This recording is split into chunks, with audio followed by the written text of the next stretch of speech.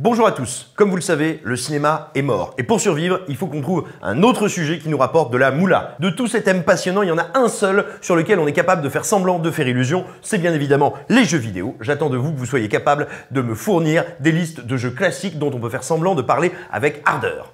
The Last of Us, Mortal Kombat, Animal Crossing, Far Cry, Mortal Kombat, Tetris, League of Legends, Crash Bandicoot, Farming Simulator, God of War. Mortal Kombat. Je savais qu'un jour on allait parler de jeux vidéo en vidéo sur écran large. C'est pour ça que ça fait des années que je me place sur le secteur de Tomb Raider et Lara Croft parce que je suis la seule personne légitime pour en parler. Ce moment il est enfin arrivé et je sais qu'aujourd'hui on va me proposer cette vidéo. J'ai rien à dire, ça va me tomber entre les mains. C'est ce qu'on appelle une stratégie parfaite. Non, ça va pas le faire vos machins là, il nous faut de la licence qui claque. Personne n'a une idée d'un gros truc bien lourd. sinon c'est les 25 ans de Tomb Raider, donc peut-être que... C'est toi le meilleur Alex, c'est toi le meilleur, je te le dis toujours, t'es le meilleur de cette équipe et tu le sais. Oh, t'es mon gagneur Alex. Mathieu, tu t'en occupes? Ouais, c'est Benjamin Gates avec une meuf, c'est ça? Ah mais oui, c'est Lara Croft. Mais bon, si c'est une meuf, autant que je le fasse. Bah voilà Déborah, j'ai rien dit, c'est toi la meilleure d'équipe, tu le sais, tu le sais, tu le sais. Les zouz par le zouz, c'est ça le progrès. Allez, hop. Ah ouais, en plus Geoffrey, il connaît ce truc-là, tu pourras m'aider.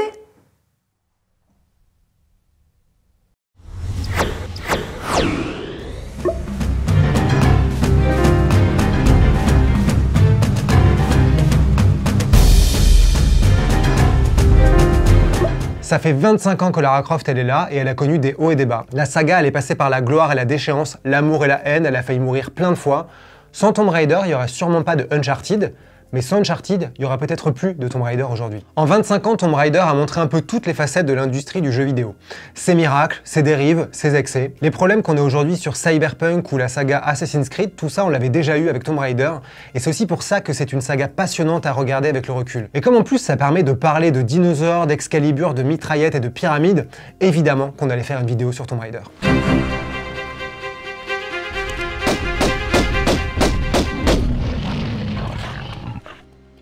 Pour savoir comment le miracle Tomb Raider a eu lieu, il faut revenir en arrière et regarder au moins 3 choses. Le petit studio de développement Core Design, l'éditeur de jeux vidéo Eidos, et une personne, Toby Gard, c'est lui le papa de Lara Croft. Je suis le graphiste principal de Tomb Raider. J'ai aussi écrit le concept de départ, et je dessine toutes les animations du jeu. Il faut aussi redonner le contexte, le début des années 90, quand le futur du jeu vidéo s'appelait PlayStation, la console de Sony qui sortira en 94-95. Je vais vous parler de ça. On pourrait croire que c'est une simple rôtissoire, mais dedans, c'est le tourne-dos de la mort. Comment savoir que la PlayStation n'est pas une banale console de jeu? Regardez bien ces signes étranges. Le jeu vidéo, il allait entrer dans la 3D, et tout le monde devait se lancer. Chez Core Design, c'est justement Toby Gard qui aura l'idée d'un jeu d'aventure en 3D qui emprunte les codes du cinéma. Tomb Raider a été célébré comme une petite révolution pour 2 raisons principalement. D'un point de vue technique déjà, parce que c'était plus ou moins du jamais vu. Des environnements en 3D avec lesquels interagir, une vue à la 3e personne, un mélange d'action, exploration et plateforme. C'est un peu comme Prince of Persia en 3D, et en gros il y a eu un avant et un après Tomb Raider. L'autre raison, c'est Lara Croft elle-même, parce qu'à l'époque, une telle héroïne pour porter un jeu d'aventure, ça n'avait rien d'ordinaire, et à tel point que l'idée faisait peur à pas mal de gens qui étaient convaincus que ça allait freiner le succès du jeu. L'idée d'origine, c'était une militaire d'Amérique du Sud du nom de Laura Cruz et elle a très vite évolué en Lara Croft, l'aristocrate britannique. Lara Croft n'était pas la première héroïne de jeu vidéo à proprement parler, mais c'était certainement la première à être entièrement assumée comme une femme et à mener solo son aventure. Avant elle, on avait eu Miss Pac-Man en 1982, mais bon, c'était un dérivé de Monsieur Pac-Man et surtout, c'était un rond jaune avec un nœud sur la tête. La même année, il y avait aussi Wabbit, mais bon, c'était une fermière qui chassait des lapins. En tout cas, dans les années 80, quelque chose se passe du côté des personnages féminins. Ninja Princess, Athena, Valkyrie, Flash Gal, qui est en gros Wonder Woman version Sega, ce sont des héroïnes qui mènent leur combat solo. En parallèle, on avait de plus en plus de personnages féminins jouables dans des jeux à succès. Peach dans Super Mario Bros 2, Tyrese Flair dans Golden Axe, Blaze dans Streets of Rage, Chun-Li dans Street Fighter, Sonya Blade dans Mortal Kombat, ou encore Zelda dans The Wand of Gamelon. Mais la plus grande des héroïnes nées dans les années 80, ça reste bien sûr Samus Aran de Metroid. Sauf que c'était une guerrière cachée sous une armure qui efface plus ou moins son identité, c'est donc d'abord une warrior et ensuite une femme. Dans Metroid Prime, la vue à la première personne accentue encore plus cette distance. C'est aussi pour ça que Lara Croft, elle marque les esprits. Elle est au centre de l'histoire, elle est au centre de l'image, la vue à la 3e personne, l'accent mis sur sa personnalité dans les cinématiques, son look résolument féminin et pas militaire, le fait qu'elle réponde autant aux fantasmes mais qu'elle ne soit jamais une demoiselle en détresse, bien au contraire, tout ça contribue à en faire une révolution. Visuellement, Toby Gard, il voulait que ce soit quelque chose qui fasse penser au BD, que ce soit exagéré, proche d'une caricature pour être marquant à l'écran. Et évidemment, il était inspiré par Indiana Jones, mais pas que, parce qu'il pensait aussi à Tank Girl et les films de John Woo. Alors, est-ce qu'il y avait du féminisme là-dedans? C'est pas sûr. À l'époque, Toby Gard, il voulait surtout sortir du lot avec une héroïne, alors que les personnages féminins de l'époque étaient des faire-valoir. Il voulait que Lara Croft soit une femme dangereuse, indépendante, inatteignable, austère, un peu une reine de glace. Mais il assumait plus ou moins le côté sexy, hein. Elle disait assez clairement que s'il fallait mater le cul de quelqu'un pendant tout un jeu, autant que ce soit celui d'une jolie fille. Avec le recul, évidemment, ça fait rire un peu jaune, mais au final, c'est un peu la création qui a dépassé son créateur, parce que vraiment, Lara Croft, c'est une femme indépendante, libre, qui ne rend compte à personne, elle n'en fait qu'à sa tête, et elle affronte une autre femme, Natla, qui est tout aussi forte et indépendante. Les hommes, eux, sont réduits à des abrutis et des larbins, et évidemment, si on faisait ça aujourd'hui, tout le monde crierait au féminisme radical. Thank you. On oublie d'ailleurs l'autre personne qui a créé Lara Croft, et c'est une femme, Vicki Arnold. C'est elle qui a écrit les scénarios des 3 premiers jeux, et quand elle est arrivée à la base sur le projet, il n'y avait que le concept de Lara Croft aventurière aristocrate, il fallait imaginer tout le reste. Son personnage, son caractère, relier les niveaux, les décors, créer une intrigue et du suspense. Bref, si Toby Gard c'est le papa de Lara Croft, Vicki Arnold c'est la maman. En tout cas, 6 personnes, dont une femme, ont travaillé sans relâche sur Tomb Raider. C'était une course contre la montre et un travail de passion. Toby Gard était évidemment particulièrement investi, et pour l'anecdote, c'est lui dans son coin qui a ajouté le mouvement du poirier quand Lara Croft remonte sur une corniche, et le reste de l'équipe l'a découvert après par hasard. Pas mal de choses ont changé en cours de route. Lara devait avoir des munitions limitées pour ses flingues, la dynamite devait être utilisée pour ouvrir des portes, Pierre devait être un rival mais aussi un allié pour aider Lara dans des énigmes. Tout ça, ça sera abandonné par manque de temps ou pour des problèmes techniques, et notamment sa tresse qui a été gardée dans les cutscenes mais pas dans le jeu. Budget estimé environ $1 million, et à titre de comparaison, le dernier Tomb Raider sorti, il en a coûté entre 75 et 100. À sa sortie fin 96, ce premier épisode a été un carton plein. Eidos avait misé sur 100 000 copies vendues, ce sera 2,5 millions en un an et au final plus de 7 millions dans le monde. Mais déjà, en coulisses, la success story tourne au vinaigre. Toby Gard, il quitte Core Design après la sortie du premier jeu. Sitôt né, Lara Croft est déjà orpheline. Alors qu'est-ce qui s'est passé ? Toby Gard, il voulait certes développer d'autres projets, mais surtout, il n'a pas aimé perdre le contrôle de Lara Croft qui a immédiatement été transformé en objet marketing. Dès le premier jeu, l'éditeur de Tomb Raider, Eidos, exploite à fond le côté sexy de Lara Croft pour attirer l'attention et vendre. Pour la promo, il y a des mannequins qui sont engagés pour parader avec des flingues et c'est le début d'une grande tradition pour la saga. L'image de l'héroïne, elle tourne au soft porno dans les médias pour les couvertures de magazines. Très vite, Lara Croft, c'est plus un personnage mais une marque. Elle est vendue pour signer des partenariats avec des voitures, des chips, des boissons, des banques, elle apparaît dans des clips de musique, elle a sa marque de fringues. En l'espace de quelques années, ça devient juste un total cirque.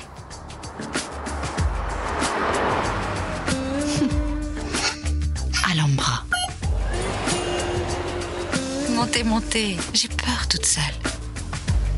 C'est hâte, vous êtes loin d'avoir tout vu. C'est là que Tomb Raider a commencé à dérailler à tous les niveaux. C'était désormais une machine de guerre et pour rien au monde elle ne devait s'arrêter. Peu importe si l'équipe était sur les rotules, si la qualité elle baissait, si des bugs ils s'accumulaient et que personne ne pouvait améliorer le moteur graphique. Tant que ça se vendait, fallait continuer. Tomb Raider 1 il est sorti pour Noël 96, la suite pour Noël 97, Tomb Raider 3 pour Noël 98, Tomb Raider 4 pour Noël 99, Tomb Raider 5 pour Noël 2000, bref, il fallait jamais s'arrêter. Le premier jeu, il avait été développé sur 18 mois et Tomb Raider 2 sur 8 mois seulement. Alors même si l'équipe s'était agrandie, qu'elle reprenait plein de choses qui avaient déjà été construites et récupérait des idées abandonnées du premier jeu, c'était quand même très peu. Néanmoins, Tomb Raider a pas mal de nouveautés. Lara Croft, elle a enfin sa fameuse tresse pendant le jeu, elle va changer de vêtements, conduire des véhicules, elle a plus d'armes, plus de mouvements, et l'équipe passionnée trouve même le temps au dernier moment d'ajouter le dernier niveau. Le jeu devait se finir sur le combat avec le dragon, mais ils trouvaient que c'était pas très satisfaisant, donc ils ajoutent le climax et réutilisent le décor du manoir. Tout ça dans les dernières semaines avant la sortie du jeu. Le jeu se vend super bien, c'est un carton, mais en coulisses, l'équipe, elle craque, elle demande du temps pour mieux travailler. Tout le monde se met d'accord pour préparer Tomb Raider 3 tranquillement et sortir en attendant un petit jeu spin-off, sauf que ce spin-off, ça va devenir officiellement la vraie suite. Bref, tout le monde est encore une fois piégé. J'aimerais vous proposer un travail. De quel genre? Éliminer un autre de vos employés? Non merci. Nouveaux vêtements, nouveaux véhicules, nouveaux mouvements. Encore une fois, Lara Croft a le droit à un lifting pour exciter les joueurs. Maintenant, on peut choisir l'ordre des destinations pour donner une illusion de liberté. L'idée de combat à main nue, elle va être évoquée mais sera vite abandonnée parce que c'est trop compliqué, tout comme l'idée d'avoir Lara Croft sur un cheval. Tomb Raider 3, c'est 11 mois de développement, c'est donc un peu mieux que Tomb Raider 2. On ressent quand même un premier essoufflement à la sortie avec une critique et des fans un peu moins enthousiastes. La difficulté et le level design sont critiqués, oui, on pense au niveau à Londres qui sont infernaux. Pour le meilleur et pour le pire, Tomb Raider 3 a un côté best-of, il y a des dinosaures, de la magie, des aliens, beaucoup de choses qui semblent recycler des précédents jeux. Malgré les ventes en légère baisse, ça reste quand même très bon, donc la machine, elle continue à avancer.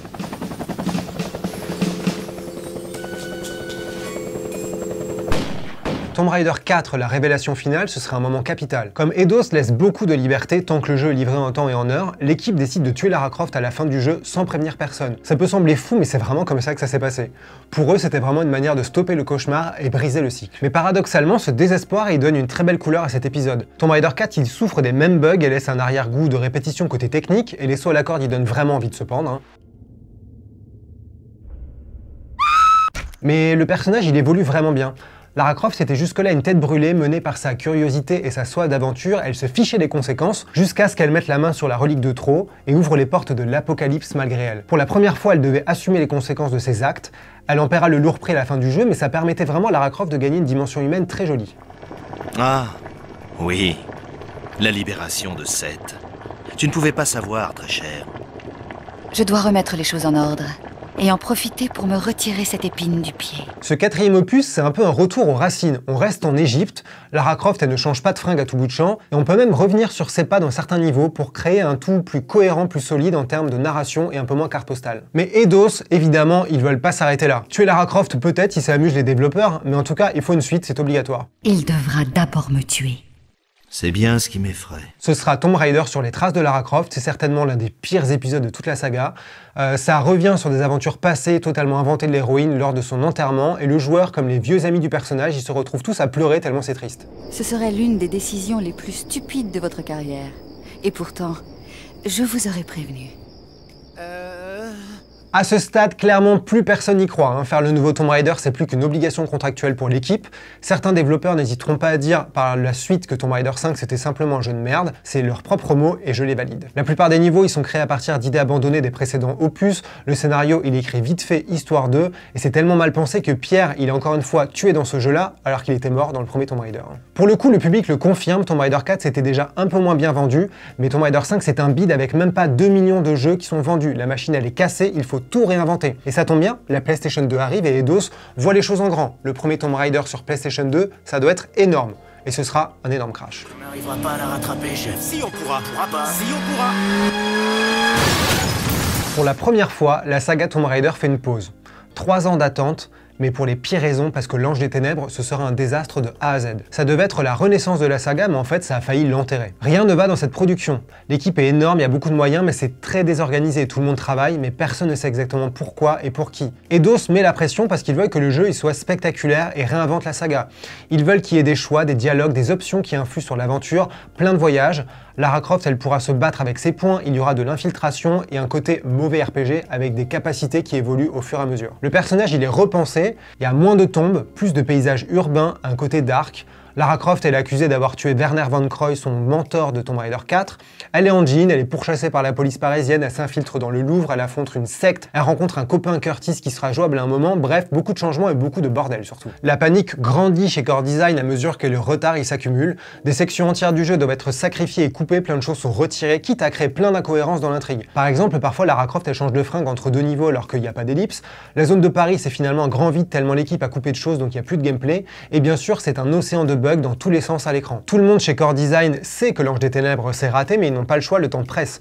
La sortie prévue fin 2002, elle est repoussée à l'été 2003, la promo est énorme et tout le monde espère, le miracle, que la sortie du deuxième film avec Angelina Jolie booste le jeu et que ça en fasse un succès, sauf que non, ce sera vraiment pas le cas. L'Ange des Ténèbres, ce sera un désastre avec environ 1,5 million de jeux vendus dans le monde, soit l'un des pires scores de la saga. Vu le budget et le désir de surfer sur la sortie de la PS2, c'est clairement une catastrophe.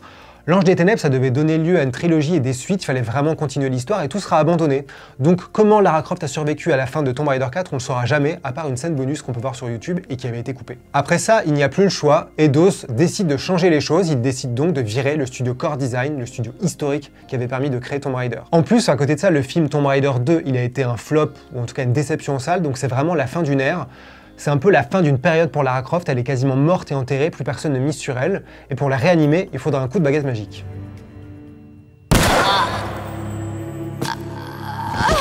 Eidos doit maintenant trouver un nouveau studio pour développer et sauver Tomb Raider et faire oublier ce désastre. Ils choisissent Crystal Dynamics, le studio derrière notamment Soul River et Legacy of Kain. Pour la deuxième fois, la saga fait une pause, mais cette fois elle sera bénéfique. Crystal Dynamics rappelle Toby Gard, le créateur de Tomb Raider, et c'est un message officiel et très fort envoyé aux fans. C'est un retour aux sources et une manière de dire « rassurez-vous ». C'est le meilleur moyen de faire oublier l'Ange des Ténèbres. Toby Gard, il servira de consultant, il coécrit l'histoire et en gros il fait office de guide pour toute l'équipe. Legend, c'est la première révolution réelle dans la saga à tous les niveaux. Déjà dans le gameplay, parce que tout est repensé pour servir le public moderne et propulser Tomb Raider dans son époque. Adieu les déplacements sur un quadrillage et les sauts millimétrés, bienvenue dans la fluidité plus souple et moins punitive. C'est un tout nouveau moteur graphique qui est utilisé, c'est celui de Legacy of Kain. En même temps, l'équipe revient à l'ADN de la saga, des tombes, des reliques, du fantastique de l'aventure et des voyages. En gros, c'est comme avant mais en mieux, et Lara Croft elle-même a droit à un nouveau lifting, nouveau look pour une nouvelle vie. Tomb Raider Legend, il a un but, c'est fédérer, amuser et vraiment revenir à un plaisir simple. C'est pour ça que le jeu est aussi facile, aussi court, linéaire et intuitif, un peu trop pour moi, hein, mais la difficulté rageante de Tomb Raider 3 ou 4, elle est maintenant bien loin. Lara Croft, elle a en plus des acolytes, Zip et Alistair, et pour l'anecdote, c'est Omar Sy et Fred Testo qui font les voix. Adieu l'isolement, adieu la solitude, maintenant on est vraiment sur les blagues à l'oreillette, un divertissement pur et simple, un peu comme un blockbuster qui est là juste pour amuser, c'est le mauvais côté pour moi du jeu. Tomb Raider Legend, c'est aussi la première fois que la saga est rebootée. L'histoire du personnage est réécrite et pour rappel, Lara Croft à la base, elle est devenue aventurière suite à un crash dans l'Himalaya quand elle était une jeune adulte et c'est comme ça qu'elle avait appris à devenir vraiment une warrior. Dans Legend, il y a toujours une histoire de crash d'avion mais cette fois, elle en est victime quand elle est une enfant avec sa mère et sa maman disparaît mystérieusement. Ce mystère n'est pas anodin et c'est ça la troisième grosse nouveauté de Tomb Raider Legend. Pour la première fois, Tomb Raider construit une histoire sur plusieurs jeux, ce qui encore une fois était le but avec l'Ange des Ténèbres avant que ça vire au bordel. Crystal Dynamics a ainsi un plan. Legend, Anniversary et Underworld, ça forme une trilogie hommage puisque Anniversary c'est un remake du tout premier Tomb Raider et que Underworld il ramène Natla, la grande méchante du tout premier jeu. A noter qu'en coulisses c'est un peu la guerre puisque le studio Core Design qui a donc été viré à ce moment-là travaillait sur un remake du tout premier jeu et c'était un peu leur projet de cœur sur la saga Tomb Raider. Ce projet il a été lancé en 2005, il sera stoppé en 2006 parce qu'en fait Crystal Dynamics voulait tout récupérer et ça deviendra Anniversary. Dans cette trilogie c'est un peu tout et n'importe quoi, on a Excalibur, le marteau de Thor, on plonge dans le passé de Lara Croft avec sa mère devenue une sorte de zombie, il y a aussi son ancienne meilleure amie qui est maintenant gothique, son ancienne grande ennemie c'est devenu un ange du mal et il y a même un double maléfique à affronter. C'est vraiment un sacré bordel, je trouve que c'est souvent assez ridicule, ça flirte avec le Z, et c'est désormais surtout très orienté action et spectacle et plus vraiment exploration et mystère. On est maintenant très loin de l'aventurière reine de glace austère, on est sur un personnage beaucoup plus simple, simplé même. Elle veut vraiment porter des valeurs nobles, gentilles, ce qui a tendance à vraiment édulcorer son personnage et sa personnalité devient un petit peu plus simple et basique. Donc pour moi, c'est vraiment à partir de ce moment-là qu'il y a vraiment un tournant, une bascule et que Tomb Raider perd un peu son âme et devient quelque chose de beaucoup plus simple. Ce qui est paradoxal, c'est que cette trilogie rebooste la popularité de Tomb Raider et sauve un peu la marque, et en même temps, elle se vend pas très bien, entre 1,5 et 4 millions de jeux vendus, soit des scores inférieurs aux tout premiers épisodes. Et c'est sûrement pour ça que Lara Croft aura droit à une deuxième renaissance et un deuxième reboot vraiment radical pour le coup.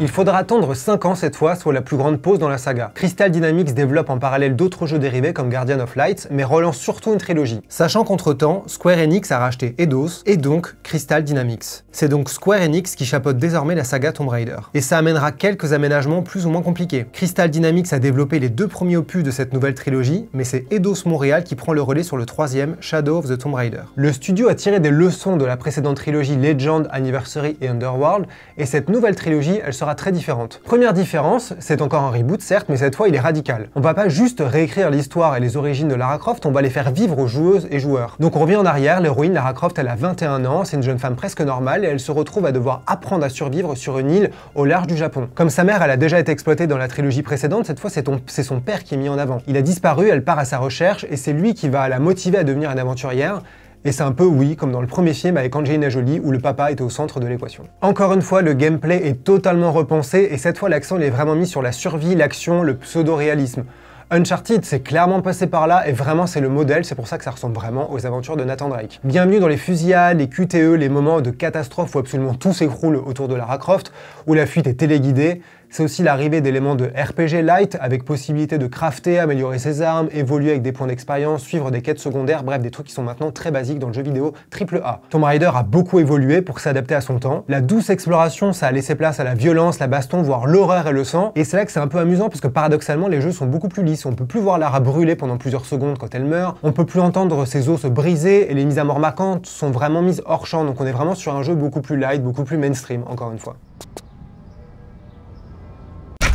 L'idée c'est vraiment de faire table rase du passé, d'où le titre, le sobre Tomb Raider. En d'autres termes, oubliez tout, on recommence. Le bon côté c'est que ça marche très bien. Le jeu il est efficace, techniquement satisfaisant, souvent spectaculaire, on est certes vraiment dans autre chose, mais donc adieu la sensation de surplace et de répétition qu'on avait dans Tomb Raider. La saga elle avance, elle redevient pertinente et franchement très cool. En revanche, le mauvais côté c'est qu'on peut se demander si Lara Croft elle a pas été perdue en cours de route. En voulant s'adapter au monde, à la concurrence, est-ce que vraiment Tomb Raider ça porte encore dignement le titre de Tomb Raider? L'héroïne était jusque-là définie par son côté glacial, austère, et désormais elle est super sensible, super humaine, on l'avait déjà vu dans la trilogie d'avant, mais là c'est encore pire. Elle cherche son papa, elle sauve ses amis, elle devient en gros une héroïne plus classique et consensuelle, assez hollywoodienne dans le mauvais sens du terme, et surtout Tomb Raider ça veut dire pilleur de tombes. Là il y a quasiment pas de tombes, c'est juste du bonus. L'humain a souillé tout, il n'y a plus cette sensation de découvrir des choses que la nature avait reprises, il n'y a plus cet émerveillement, cet isolement, vraiment cette magie. Et à un moment, cette jeune Lara Croft, elle dit en blaguant qu'elle déteste les tombes, et en fait cette blague, elle est plus sérieuse qu'on ne pourrait penser, et elle est un petit peu amère à l'oreille pour le joueur. En tout cas, le jeu se vend au final à 11 millions d'exemplaires, soit un record pour la saga. Donc clairement c'est un succès, la marque elle est rajeunie, elle touche un tout nouveau public, elle balaye pour de bon le passé qui gênait encore pas mal de gens. C'est une renaissance réussie. Et pourtant, déjà, le serpent Tomb Raider se mord encore la queue. Suite à ce Tomb Raider 2013, on a Rise of the Tomb Raider et Shadow of the Tomb Raider qui forment une trilogie. Les ventes sont quasi divisées par 3 entre le début et la fin, et en l'espace de 5 ans, Tomb Raider a déjà perdu du terrain. Un peu comme si la saga était incapable de faire autre chose que survivre, au lieu d'innover, donner la prochaine tendance. Ces jeux ils semblent juste s'adapter et copier la concurrence pour défendre une petite place et retombent encore une fois dans les mêmes erreurs et les mêmes errances. La trilogie elle laisse un arrière-goût amer, comme si ça tournait en rond encore une fois, comme au début de la franchise.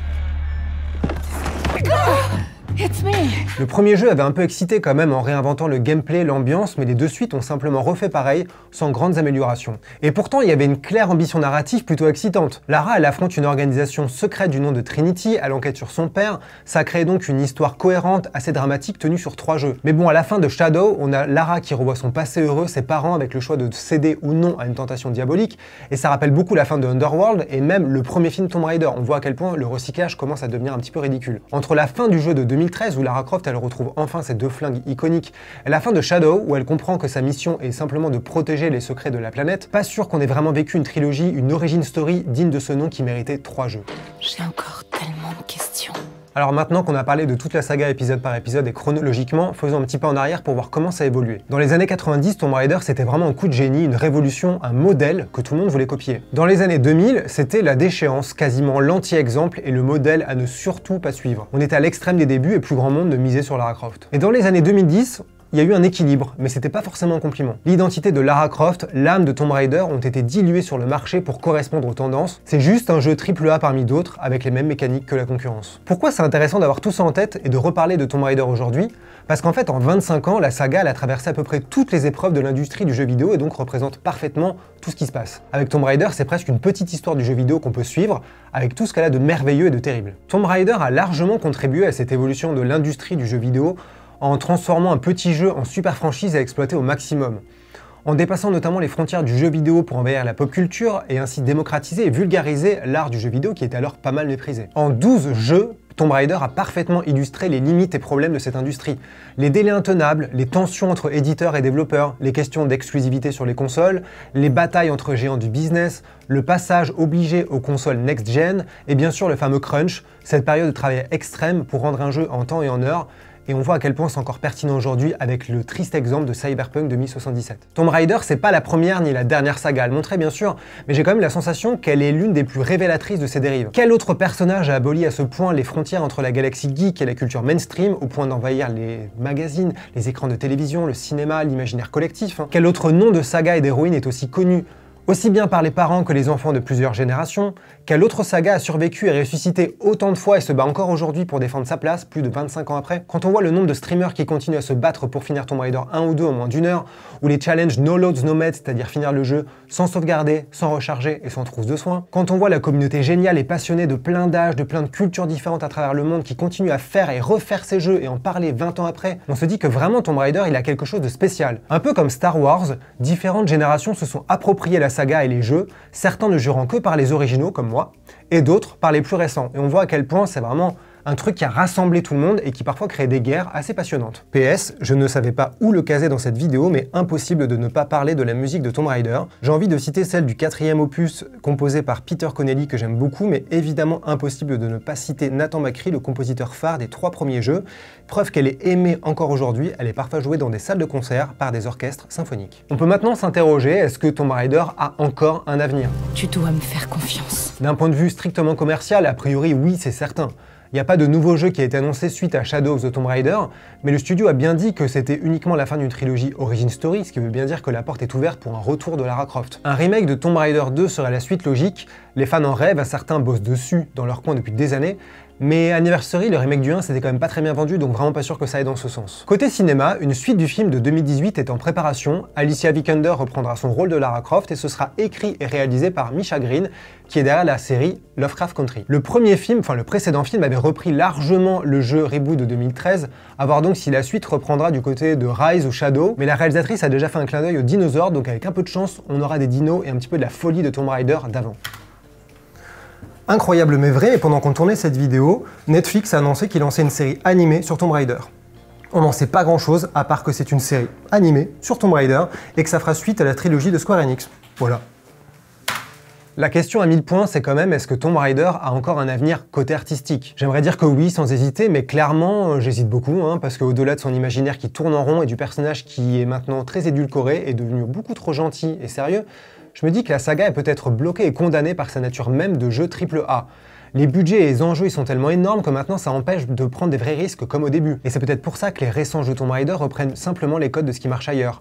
Il y a tellement d'argent en jeu que personne ne peut et ne veut prendre le risque de véritablement créer et oser. Dans tous les cas, qu'on aime ou pas, qu'on préfère Indiana Jones et Uncharted à Lara Croft par exemple, et vous auriez tort, qu'on préfère les premiers Tomb Raider ou les récents, et là vous avez raison, cette saga elle est quand même incontournable. Mon histoire avec Tomb Raider par exemple, elle a commencé en 99 quand j'ai demandé la PlayStation à Noël et que j'ai eu Tomb Raider 4 entre les mains. Ça a été un moment majeur dans ma vie de gamer, j'ai découvert la 3D, ça m'a complètement retourné la tête. Et après, j'ai découvert tous les autres et j'ai été marqué par l'imaginaire et la folie un peu tarée de Tomb Raider, que ce soit le T-Rex dans la vallée perdue dans le premier, ou explorer, plonger dans l'épave du Maria Doria dans le deuxième, ou enfermer le majordome dans un frigo dans le troisième. Tomb Raider, je pense que c'est un marqueur pour beaucoup de générations de gamers et j'espère que ça le sera encore pour des générations entières dans le futur. En tout cas, j'en ai un peu marre de parler comme un prof d'histoire, donc je vais finir en vous disant que pour moi, les meilleurs Tomb Raider, c'est le deuxième et le quatrième, et que les pires, c'est Legend et Sur les traces de Lara Croft. Maintenant, je vous laisse vous battre dans les commentaires. Vous êtes toujours là? Voilà, c'était notre première vidéo sur les jeux vidéo. On a encore plein d'idées et d'envies, mais n'hésitez pas à nous dire ce que vous en pensez. D'ici là, continuez à vous abonner à la chaîne, à nous donner plein d'amour, à partager les vidéos et les commenter. Merci à tous, à toutes et à bientôt.